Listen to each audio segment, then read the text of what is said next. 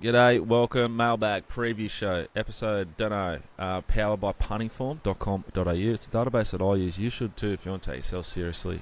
You can build your own database whilst they feed you the sectionals. Boys, this week's episode features Rob Scurry. We've got a lot of the Ted Cruz, Tucker chat out of the way before we started, so you guys don't have to cop it all. We'll probably fall into it at some point. Sorry if we do. MJ, Michael, Rolls-Royce, the P-Rat, and Mickey Gannon.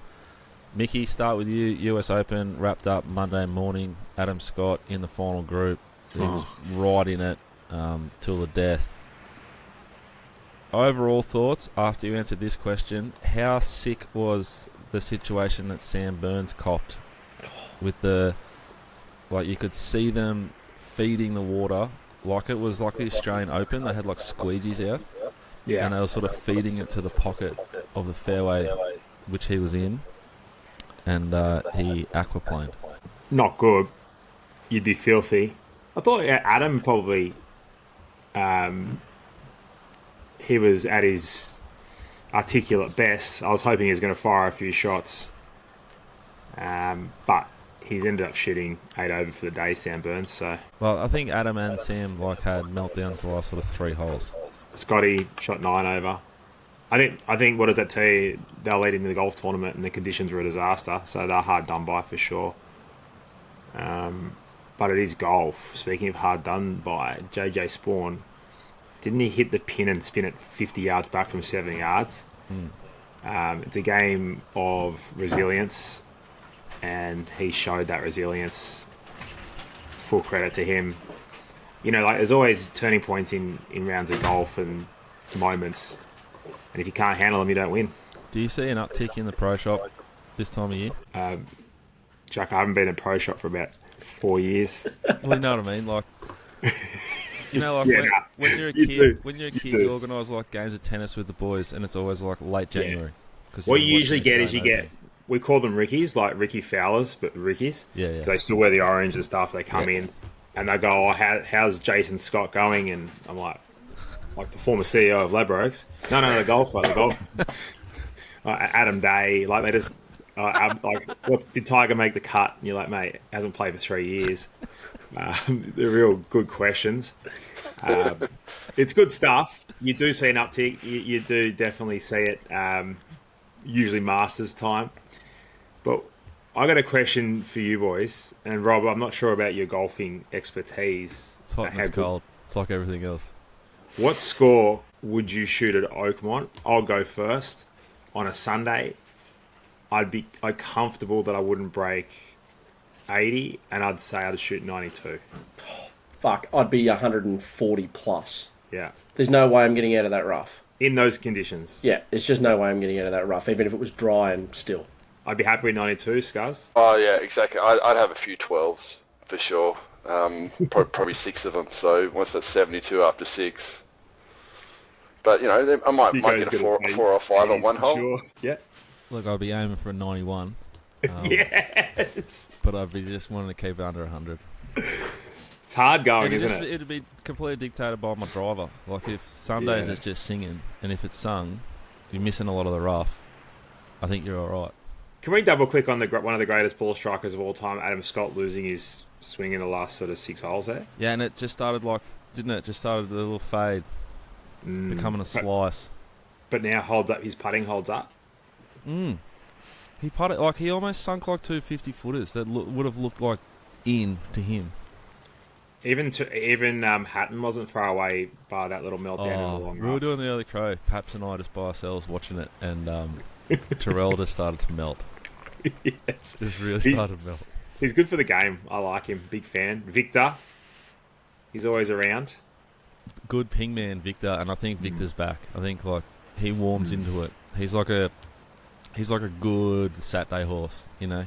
You can see the writing on the wall when he's about to deliver a PB, and he's building nicely, Victor. Yeah. Yeah, that's golf. Last question, and while we're talking golf, and we're very distracted. This is middle of the year, guys, so calm down. Ipswich is on. Yeah, exactly. The eyeliner. Ganno, as the golf expert, the best striker of the pill amongst us all. Yes. I'm getting very interested in getting a Ping 7-wood. Thoughts? What club would it replace, and would you recommend? Have you got a 5-wood? I've got like it's a 3-wood. I've got driver 3-wood and then like a hybrid. Yeah, okay. What hybrid do you have? 17 degree maybe. You just want to go look at your lofts out there. First of all, you're a disgrace for even considering it. Thanks, mate. Well, like, when I'm over the pill, if I bomb drive, par 5, and I'm thinking about trying to get on, if I'm over the pill and it's like 4-iron to 6-iron, 4-iron is lowest confidence, maximum head noise.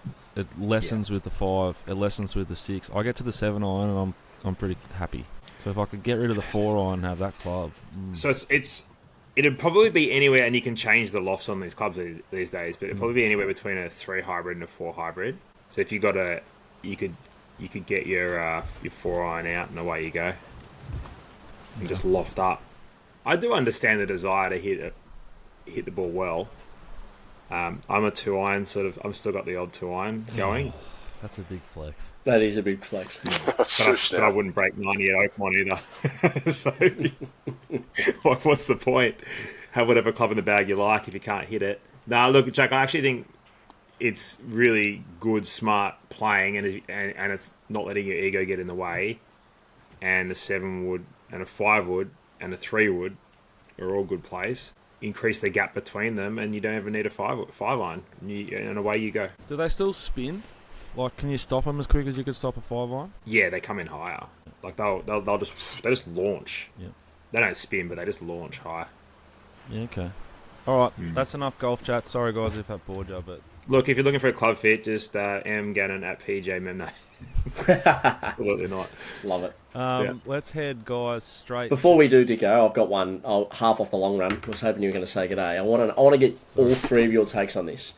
I've gone up the street to go and just get some food before we started recording today. You got some in your beard still. Yeah, correct. It was a bit of a shout out to Baker's Delight. Cheesy might scroll, you beauty. I've strolled into the local establishment. The pokies are open, blaring. I've got $100 in my pocket, wanting to have a little 2-leg place multi, try and increase a little bit of cash in my pocket, going to Flemington on Saturday, bet a few of the bookies and enjoy my day, right? Not only can the staff not print me out a tab voucher, but there's the fucking things over the cash holes for the TAB in the middle of a gaming venue. Perfect. I want to start with you, Dicko. I really want to get your thoughts on this. So we're happy to let people with a pension punch the pokies from 9 a.m. to 3 a.m. in the morning. They're basically open 24 hours.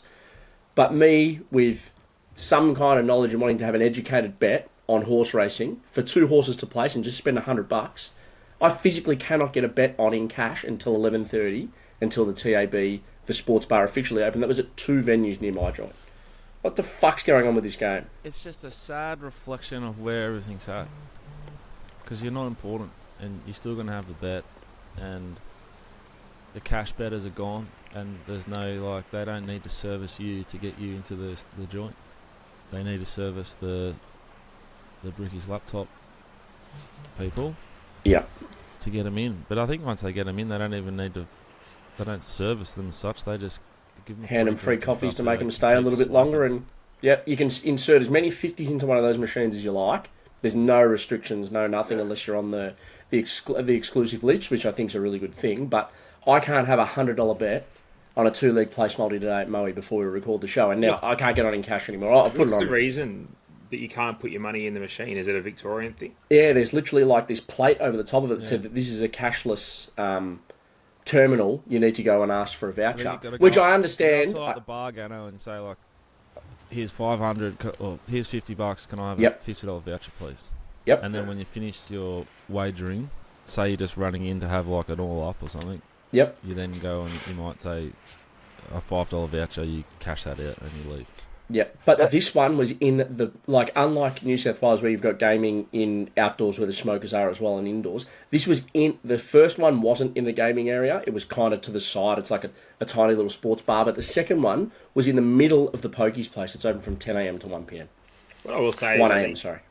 The old Bricky's laptops give betting, punting, gambling, just the worst reputation. 100%. Like, gone are the days where I'd be willing to throw a lobster in a Indian Dreaming or a Queen of the Nile. Queen of the Nile. I couldn't More even chili. tell you Hang on. Firstly, if you're not putting it in where's the hot chili, that one, or where's the gold, Where's my chili? You're doing it wrong. What chili? I love it. It's where's the gold. I couldn't even tell you what they are these days. I look at them and I'm just like, what is that? I had to walk past 50 of them to get to the fucking TAB machine that wouldn't take my cash. I really like the idea of what they're trying to do with the stopping people bet on horses, but to actually apply that to poker machines. If people who slink in and slink out of pokie rooms don't have any human interaction at all, if they had to go to the bar and say, hey, I want to gamble $50, and then they lose their 50, then they have to go and do it, ask again, we might have less problem gambling. It seems a pretty easy way to kind of help those people who are it seems very addicts. Interesting that they've established and identified a way to slow down cash betting at terminals on all forms of racing and sport, but they haven't had the brain power to do that as well to the poker machines. Which in reality, they had and they thought that wouldn't be a good idea. Just slows us down because we want to get on. Yeah, well, someone's got to pay for Lockie Gowden's contract, I guess. And one thing on that exclusion thing, in New South Wales, as far as I'm aware, because I know people affected by poker machine harm, that's not enforceable. If you exclude yourself and then you go in there again, it's not on the venue. That's in the last few years because I've looked into it. I haven't looked into it for a while, but that's New South Wales. Yeah, I just in an establishment that I was in, the second one, which is in an over 18s area that only has pokie machines. How can I not put $100 through a TAB machine and have a bet, or at least get one of the staff to give me a voucher so I can have a bet? I cannot comprehend it. Yeah, it's disgraceful. Ganno, remember the glory days back in Sydney when it's like Saturday afternoon, it's pumping in the public bar, and old knackers fucking, old like Echo or someone, he's just like trying to get that crumpled 50 through to get his fucking 25 each way on race 7 Flemington, and it's just the lines just building up behind him. Oh, people are like, Stoner, what's he doing? Yeah, remember the big tickets, the big white tickets you had to carry around? Yeah, just tickets everywhere. As a 12-year-old, unbelievable. Allegedly. How do you hide those? Allegedly. In your maths books. Allegedly. Horses. Boys, Randwick Race 8. Ganno, the rail's out 3 metres. This is the benchmark 7, 8, 1400. We've obviously seen 7 already when we get to this race, but how would you anticipate those 7 have raced with the rail 3 metres, and what sort of track condition we're going to be talking? We're looking at a soft 6 currently. Should be on a 5, I think. Probably fair to say that. It's still cold enough, isn't it, Rob? That's it. It doesn't warm up till 11 o'clock, and then the sun's gone by 3:30. So in Randwick, it just sort of we need some warm days to get back to a 4. Like really warm, like 27. Yeah. 5, and look, it might get to the better side of a 5, but let's just assume we're on a 5. And look, rail out 3 metres, historically very even. Probably want to be lanes 4+. I'd suggest as a place to be, and as you get there later in the day, it might get a little bit wider.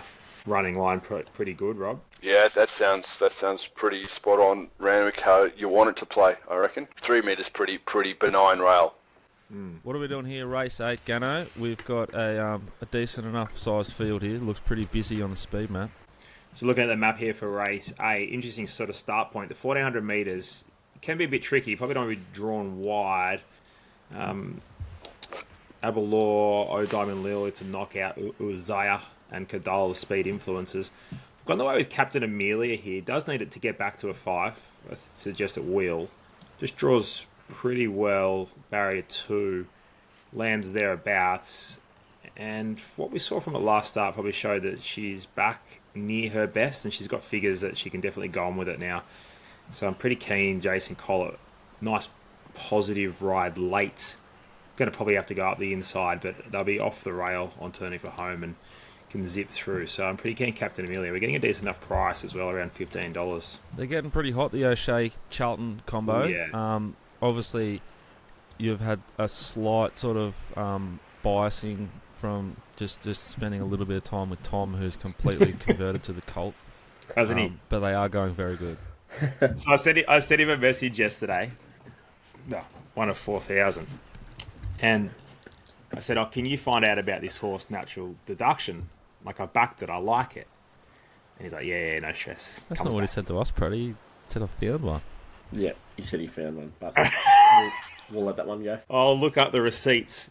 Yeah, keep them. You got to keep the receipts. And then he fires back. He goes, yeah, they like it, similar to Hovland that got the job done, and which that young Thomas did pass on. So I thought, well, if it's similar to Hovland, look, lined up those ratings, and there we go. But they're flying. They are flying. And look, I think they've got a really good grip on when their horses are going to win. They've got apprentice jockeys riding earlier in the preparation. As soon as you see a senior go on, they're almost stamped as a huge chance of improving. So keen to follow that stable, doing very well. What about Kimi Räikkönen here, the top weight? Don't think it goes. Oh, hang on. Yeah, no. Stand by. I don't think it goes to the race, Jack, because it's will likely go to the Civic Stakes. His horse is coming out. Okay. Good horse, though. It went enormous in Brisbane last start at a big price. Had a shocking barrier. Should have just about won the race, quite clearly. I backed it. There's one here that's screaming out to me, Ganno. Par off Nash on 7-day backup, blinkers again. I know it's drawn 18, but that probably will come into about 14 with 4. Either the emergencies coming out, they're all drawn inside it. Is there any push for little Contro, or is it just the price? Yeah. It's $5 at the moment. I think the horse can win. Just that barrier is going to be the challenge, right? Yeah. And even if it is Nash, like looking at the speed map, the horse has never really gone really forward. So what are you going to be? 4-5 wide. You're going to want it to play way off rail. And Rob, you could probably speak to it more because you spent more time on track. But 1,400 metres, it's just that start point's just a little bit awkward. Like, it's no Caulfield, but it's just a little awkward. Yep. When you're drawn wide, and I'd just be happy to take on anything as a rule, anything that's drawn sort of midfield to wide there. I think it's barely a Wednesday horse too. Little Contro, sorry, Pratty. I think it's limited horse. Yeah, no, that's fair enough. Just the setup, 7-day backup, blinkers on with Nash on top. Great setup. Just piqued my interest. Stable going well. The next race we're going to look at, guys, is race number 9. Ganno, it looks to me like the speed map's a little bit simpler. We see Kimi Räikkönen here drawn 8, gets a better run. The horse of significant interest for me is the one on Noah Star. Rachel King retains, had a little tick over after starting $11 versus War Machine in a Group 3. They're giving me $12 here. How's that not overs? Yeah, no, I understand that push for sure. No knocks, stable's flying. Spot on. I definitely agree, but I'm going to pivot a little bit. I'm with Wellwall. I just thought there's enough speed here. Winchat's a fast horse. Willowdale's a fast horse. I know a star. Cool Jake, he's been going forward and bases loaded. T. Clark, gelded. There'll be plenty of speed here. I thought Wellwall's a horse we can follow with a bit of confidence. Now, they tell me that this horse was going to go to Stradbroke if it was a heavy track. The push is that it's meant to be a heavy tracker, but you go back and look through its figures. There's really good figures on good tracks as well. So I'm just going to trust that it is still a soft 5, a bit of give out. What he did at Scone ran the fastest last 6 and 4, courtesy of punting form there, Jack, of the race, and was just no hope. Barrier 14 out the back last, flash chain well, held up as well, and still ran the fastest, held up near 200 metres, probably finishes 2 lengths closer at least. That's instructor form. Instructors come out and run really, really well in it was a Stradbroke, wasn't it? Yep. 2 lengths off them. So right sort of form line for me for this race, and the horse is flying now. I hate backing horses that settle beyond midfield, but we're getting $21. Sorry, it was $21. Now getting $19 to find out. So we'll just roll the dice with it. Beautiful. All right. Big prices there for 2 races up in Sydney at Royal Randwick on Saturday. We'll have a quick look now at race 7 because we think we might be able to win it with the Gitalong. 1,000 metre benchmark 78, $160,000 race. God bless Peter. Although, I don't know if it was Peter or someone. 8-0 penalty count, half time. Unbelievable. But I suppose we've got, there's a lot of sting in game 3 now. Back to the horses. Fat prize money, juicy prize money for our horse Gitalong, who was very good last start. Nash sticks. We almost draw better. We drew okay anyway though last start. But the thing that beat us, Storm the Ramparts, goes up in weight and goes from an inside draw soft run to a wide draw tricky map, I thought. Mickey Gannon, thoughts here? Yeah, have to be against Storm the Ramparts. I thought it was a clear race in 3. Goes up 3 kilos, goes to barrier 12, which it's not the end of the world, Randwick 1,000 metres, but when you've got your nearest dangers drawn inside you, then it's obviously going to be a negative. Gitalong, I think Rob made the push that the horse was going to improve again, Rob, the suggestion off last start. I'd say so. That was a thumbs up for those listening. Yep, beautiful. So that's a big tick there.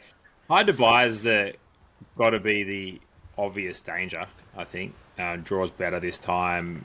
You've still got the same weight set up as what Gitalong does, so the advantage over Storm the Ramparts. I think it's a clear race in 2, Jack, the 2 and the 3. What about Lululemon or Lululemon? Lululemon.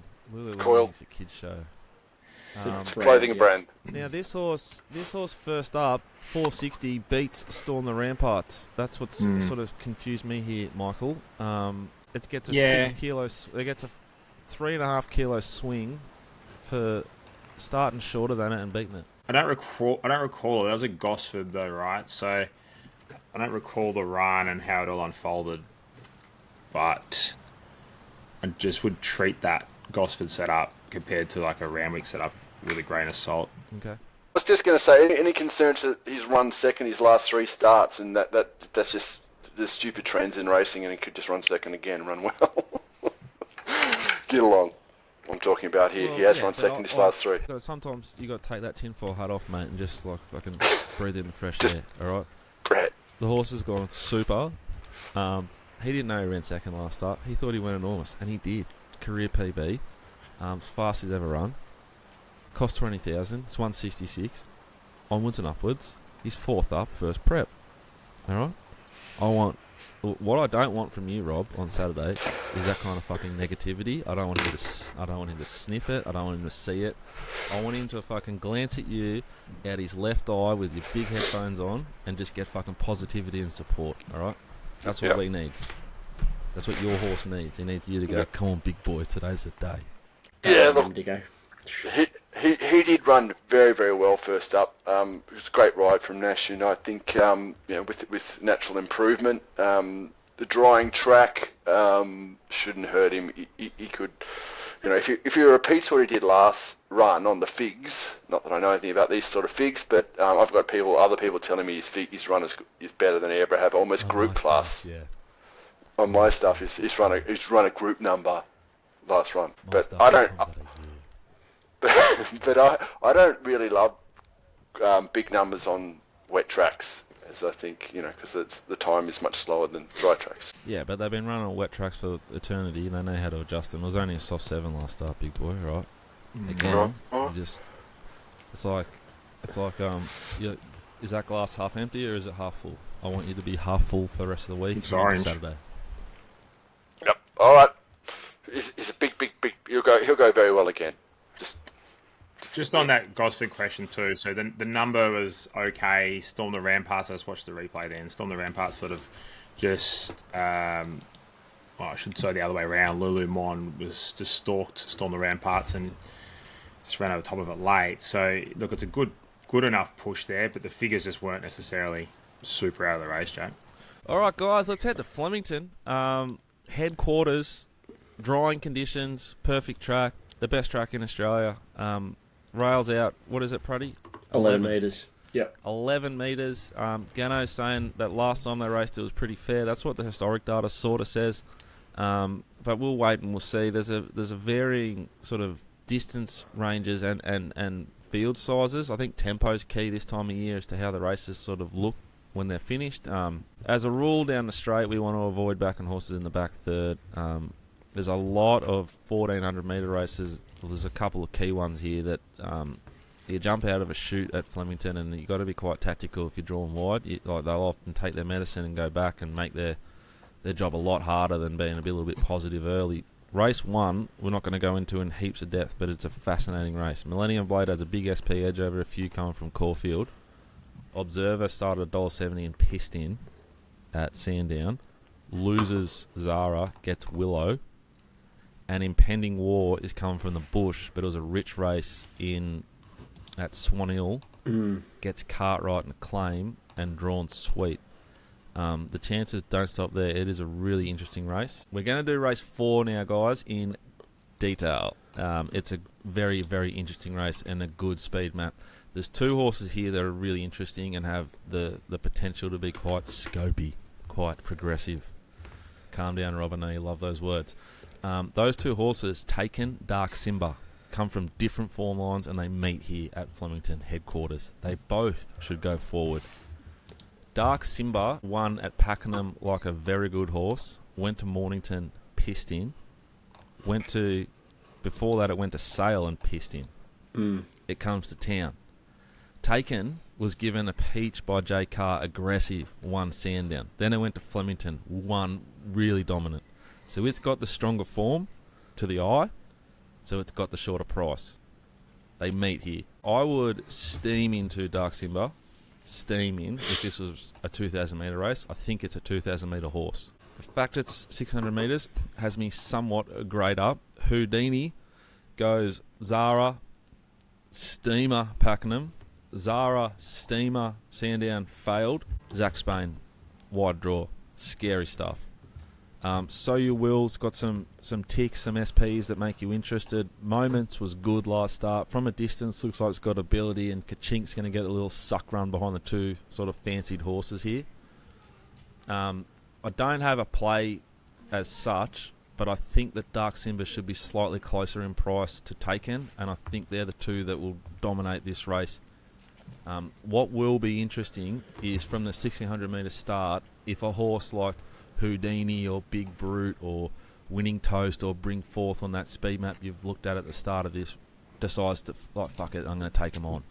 Yeah. That's where this race might get shaken up. I think if nothing takes these 2 on, they kick away, and it's a real sort of tight go for the win. That's race 4, guys. Any questions, comments, feedback? I think if you think they're going to take each other on, do you have to have something small on Kachink that might just get to sit behind them and potentially present late? Or at 21s, is that just fair and just see what the market does? If it balloons out to 50s, you have a small play, and if not, you just leave it? No, I think a horse like probably From a Distance, or maybe a horse like Kiss My Rock at a big price. So that Kiss My Rock it's quite tricky. Awful draw, trainer that's not got a big profile and a lot of sort of data to trust. It started $61 versus Taken, but it was good, and it gets a 9.5 kilo swing on it. Pretty significant. I don't know, if you're a sicko that likes playing exotics, it's certainly one I'd throw in. But I think that what will happen and what sort of happened early. So Dark Simba opened $5, it's now $4.50, and Taken open $2.70, and it's now sort of $3.10. I think it'll sort of probably be like $4.20 versus $3.30, $3.50 when they jump. Fair enough. The next race, and here's the speed map, and this thing is a significant bet, and that's why we're doing this race. It is race number 5. There's significant speed, which creates tempo, which I think leads to the best horse winning. Synchro, if runs, goes forward. Carhoff, another one. Freak of Nature, decent speed. Red Galaxy thereabouts. Great Maximus, Tijuana. Hill Rip be sort of rails and run. Buried. Carini for Gav. I can't see him being that cold. He likes to put him into a race. I don't know, but the horse that I think just owns this race is Cafe Millennium. Big boy. Second up, Lindsay Park. They improve horses for fun. Sunsets, just bought it. Jono, Jono at the mailbag.com.au if you want to come race one with us and Lindsay Park. But this horse, Ganno, you'd know a fair bit about it because it was trained by the colt, as far as Papley is concerned, O'Shea Charlton. Tell me about it from your point of view. Big horse needs big space and time to rattle over the top. So he'll be out the back and can be very impressive late. 5th best last 100 of the day first up.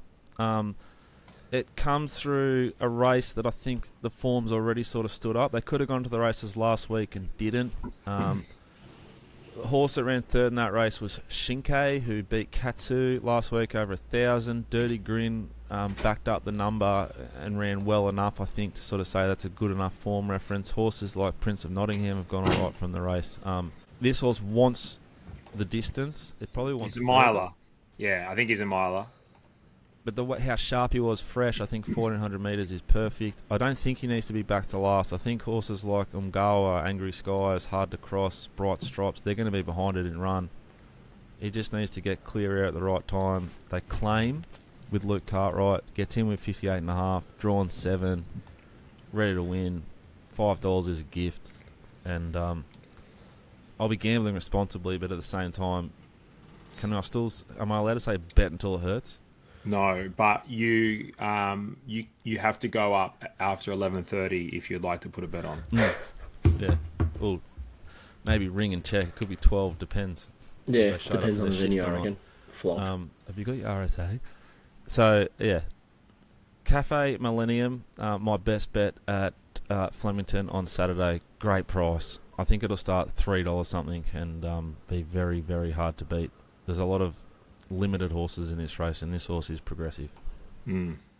Ganno, your Artie Lady heads to Matty Dunn, fully reserved. If you want to get involved and be on the waiting list, Jono, Jono at themailbag.com.au. Let's talk about briefly our other purchase for New South Wales, mate. The horse we purchased from Mitchell Friedman that heads to Cody Morgan. Yeah, 3-year-old filly by Magna Gracia. Has had 4 career starts, Jack. Hasn't been further off the winner than 2.3 lengths. So suggests that likes chasing the line. And second behind Cousins Day at Horsham. And that was sort of a jump lead win operation there at Horsham. And she made really good ground, running, what was it? I think the fastest last 8.64 of the race. So pretty impressive. I'm keen on her. I'm involved with her. Cody's an astute trainer. He places them to perfection and he gets the best out of horses. And the best thing is she'll be highway eligible and she'll go to an easier jurisdiction. And it's a very, as you would say, an easy bet to have. The value play was Artie Lady. Jump on that list just in case. But this is a strong play and the horse has good figures. I think it's still a value play. I'd hope that most of ours or all of ours are, but they're all value plays. Yeah, this horse has probably scope to get to a higher level, so you're paying a little bit more. That's the idea. Yeah. We've had plenty of horses with Cody. He's done a great job. Communicates really well. Sets him up to win well. Quite excited about this horse. Again, Jono, Jono at themailbag.com.au. The other horse we'll quickly roll over is Sunsets. Headed off to see Sunsets Tuesday to decide how long he spells for. Could be another 3-4 weeks, could be another 3-4 days. The Bruvs and I will decide Tuesday. And yeah, really, really excited about him. He's a Saturday Country Cups group horse. So he ran third in the Victorian Derby behind Riff Rocket. He's a group winner himself. He's a proper horse. Thoroughly, exhaustingly thoroughly vetted. Good to go. Very, very keen and very, very excited about Sunsets. If you want to get involved, find out more. Again, Jono, Jono at themailbag.com.au. Our best bets across the weekend. We'll kick off with you, MJ. What do you got? Yeah, going to Morfettville on... loves Morfettville. Yeah, going to Morfettville on Saturday. Can't get there on a plane, or could you drive there? Yeah, we could drive there. You know who won't fly, Scurry? We could drive. Refuses to fly. First class? Yeah, not Pratty. Pratty me. won't fly. No, not a big fan. Okay. Not a big fan. Your choice. Nobody wants to tear in. Fuck, I've gotten away with that lightly. Oh, Unlucky, Dicko. Yeah, we go to Morfettville, a zero more metro. chance of dying in a car crash, but you're all right. Yeah, no, 100%. A 0 metro win, race 5. Happy to back one that Ben Brisbane's taking across from Victoria, number 2, Grinzinger Moon, each way. I think a lot of speed maps have got horses contesting the lead. I do think it potentially gets the solo lead itself. You've got Todd Pannell from 17. I don't think he goes forward. You've got Felicity Atkins on Bit of a Rebel. She's from barrier 9. Do you think she goes forward? I'm not sure. You've got Taylor Johnson on the horse that I do think is probably the second best horse in the market. It's probably about $5, which is perfect line. But I think you just forget last start for Grinzinger Moon. It's gone to a 0 metro win race. It'll be a soft 5, maybe a soft 6 on the weekend. I think it just jumps and leads, and I think each way you can't go wrong. A bit like Fickle last week, which did get a big drift. Oh, that was absolute torture. Like the worst way to lose a bet. It was torture. We just punctured it at 400. Yeah, agreed. But I think Grinzinger Moon, Margaret Collett on top. She's only going at 9%, but at 52.3% profit on turnover. So these horses outside of the market, she can get into their gears. I think should jump lead, and I think each way you'll see a lot of value for your money at $2 plus the place. Beautiful. Mickey Gannon, recap your best play at Randwick this weekend, please. Yeah, race 8, number 9, Captain Amelia. Just a good value there, around $15. Keen on it. And at Flemington, I agree with our man, the senior advisor, Butch Bourne, in the chances of bearings as well. I think it's gets to a bigger, more spacious track and can rip home. In the race, it looks like there's a bit of pressure. He does need a lift, old Butch, so hopefully he finds a winner for us. I don't know if he has yet.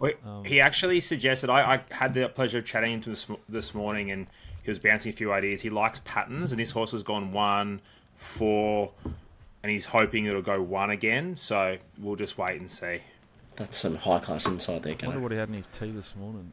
Go. Rob Scurry, your best in gambling across the weekend, please, sir. In the horses, race 5, Randwick number 4. Trusting highway form here. This horse had the PR to win, called Boys Night Out. Looks a very, very winnable race for a highway horse. Still dirty. I didn't, open the shoulders and back it. I sent it out on top when it won at Rose Hill and overthought the race. So I'm not sure, it might lose as it got bullock on it, but anyway, it should be going close. It's already been backed a little bit. So I think it's currently around $5 mark. The only head noise is I think my previous best bet, Engine Room, is in the race, which I'll have to have something on just in case, because I backed that heavily its last couple of starts. About sick of it, and it's had a... Just take the head noise on, Rob. Take it on. Yeah, well, I'm jumping off an old mate and jumping onto a bloody highway winner. I feel like if you take it on head first and you get the result, it'll be gone forever. Okay. Yeah, still a bit of head noise after Harry's Bar yesterday, which landed in the 1-1 after 50 metres. It was into $1.12 in my head. Somehow didn't